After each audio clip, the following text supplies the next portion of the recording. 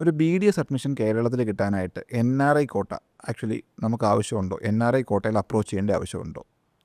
അതെ, അത് ആക്ച്വലി ഇപ്പം ഒരു ലോ നീഡ് സ്കോറാണ് നിങ്ങൾക്ക് കിട്ടിയേക്കുന്നത്.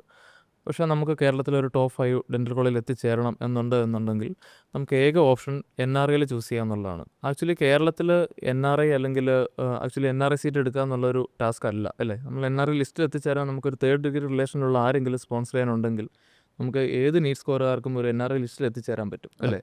അതുണ്ടെങ്കിൽ ഏറ്റവും ബെസ്റ്റ് തന്നെ, ഏറ്റവും ഒരു ടോപ്പ് 5 ഡെൻ്റൽ കോളേജിൽ ഏത് നീറ്റ് ക്വാളിഫൈഡ് ആർക്കും എത്തിച്ചേരാനുള്ള ഓപ്ഷൻസ് ഉണ്ട്. അതെ, അതായത് ഒരു കമ്പാരിറ്റീവ്ലി ഗുഡ് സ്കോറുള്ള ഒരാൾ BDS ആണ് നോക്കുന്നതെന്നുണ്ടെങ്കിൽ അവർ NRI ചൂസ് ചെയ്യേണ്ട ഒരു ആവശ്യമില്ല. ആക്ച്വലി NRI ഫീ എന്ന് പറയുന്നത് ഓൾമോസ്റ്റ് ഡബിൾ എടുത്ത് വരുന്നുണ്ട്, അല്ലേ? 6 lakh എബോവ് വരുന്നുണ്ട്. അതെ, വരുന്നുണ്ട്.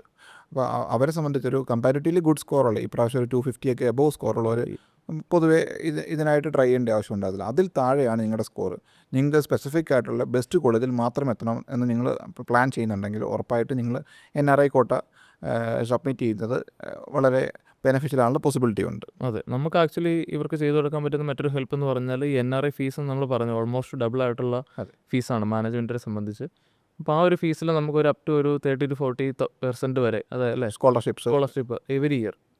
അതെ, എന്ന് പറഞ്ഞാൽ ഒരു 6 lakhsൽ നിന്ന് നമുക്ക് സംടൈംസ് ഒരു 4.5 to 5.5 based on the college. അതായത് സിമ്പിളായിട്ട് പറഞ്ഞാൽ നിങ്ങൾക്ക് നീറ്റ് സ്കോർ കുറവാണ്, നിങ്ങൾക്ക് NRI ആയിട്ട് സ്പോൺസർ ചെയ്യുന്ന ആരെങ്കിലും ഉണ്ട്, നിങ്ങൾ NRI ലിസ്റ്റിലുണ്ട് എന്നുണ്ടെങ്കിൽ ഓൾമോസ്റ്റ് കേരള സെൽഫ് ഫിനാൻസിങ് ഫീസിൽ തന്നെ നമുക്ക് ബെറ്റർ കോളേജിൽ അതിനേക്കാളും ബിറ്റ് ഹയർ ഒരു ഫീസിലേക്ക് നിങ്ങൾക്ക് എത്തിച്ചേരാനുള്ള ഓപ്ഷൻസ് ഉണ്ട്.